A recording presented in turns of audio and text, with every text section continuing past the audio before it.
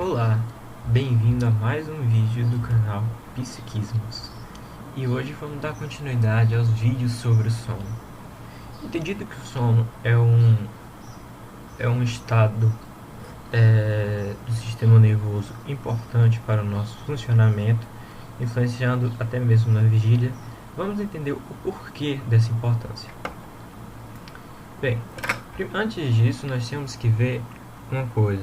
Sono ele não quer dizer que é um estado unicamente igual, né? Vão ser 8 horas em que o cérebro vai se comportar da mesma maneira. Na verdade, não. Nós podemos dividir em duas grandes etapas. O sono NREM, que é o Non-Rapid Eyes Movement, e o sono REM, Rapid Eyes Movement. Então, o que seria traduzindo, né? Sono com movimentos rápidos dos olhos e sono de não movimentos rápidos dos olhos, né? Esses dois sonos eles têm peculiaridades bem diferentes que a gente vai ver nos próximos slides. Mas só para entender, esse daqui corresponde a 75% do total da sua noite e esse a 25%, né? Eles são divididos em ciclos de 90 minutos que se repetem de 4 a 5 vezes. Primeiro este, depois este, totalizando 90 minutos. Aí novamente vai para o começo, esse, 90, mais 90 minutos, né? Dando 180. Aí vai para o começo, totalizando isso 4, 5 vezes por noite.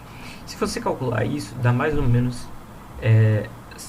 lembrando ainda que esses 90 minutos, não necessariamente esse ciclo total pode dar 90 minutos, pode dar mais, é até comum dar 110, de 90 a 110 minutos. Isso pode variar de um mínimo de 6 horas e meia até um máximo de em torno de 8 horas.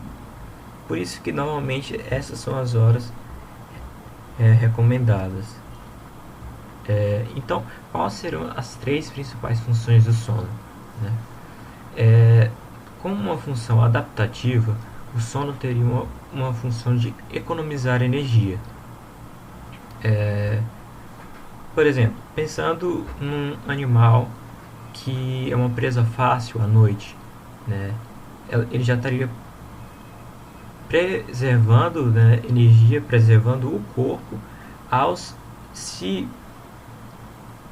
ao entrar no estado de sono à noite, só voltando durante o dia. Por exemplo, um esquilo, ele fica bem mais à mercê, ele fica bem mais...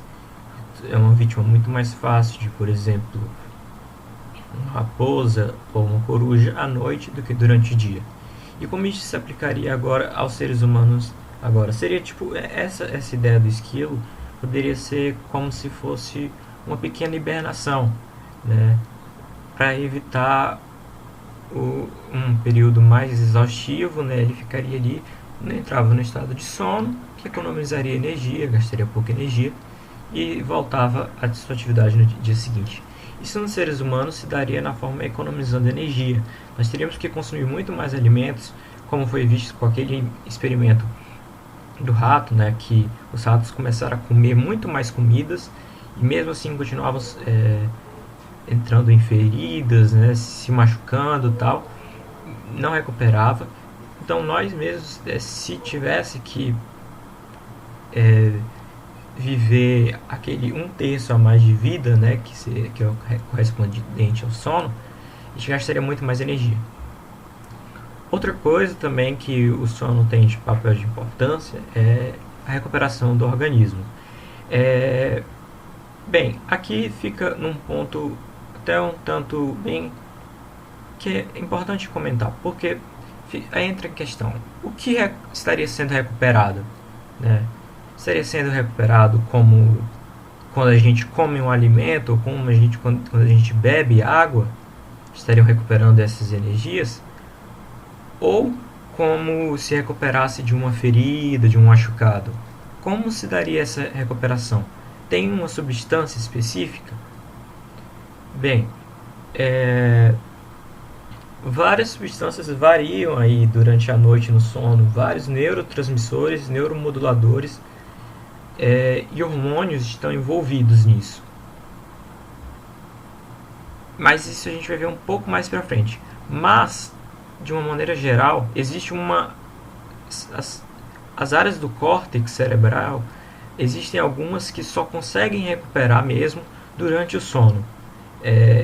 Repouso sem dormir recupera praticamente fisicamente, mas não consegue recuperar o que o sono faz a certas áreas cerebrais, a certas áreas do córtex. E a que a gente já, acho que todo mundo já ouviu falar, consolidar a memória. Bem, o aprendizado está ligado com o sono, mas não daquele jeito que nos passava em filmes ou dizendo que a gente pode aprender dormindo. Na verdade, isso não tem como, né? O que você lembra no dia seguinte são o que você acabou escutando quando esse período acabou, né, de sono, e você levantou ou teve micro despertares e não notou. A gente consolida a memória, principalmente, essa é uma função do sono REM específico, através do descarte de células mortas.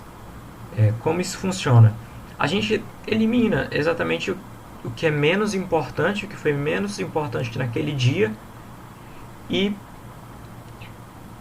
isso faz sobrar espaço para o que foi mais importante no dia. Como isso se dá?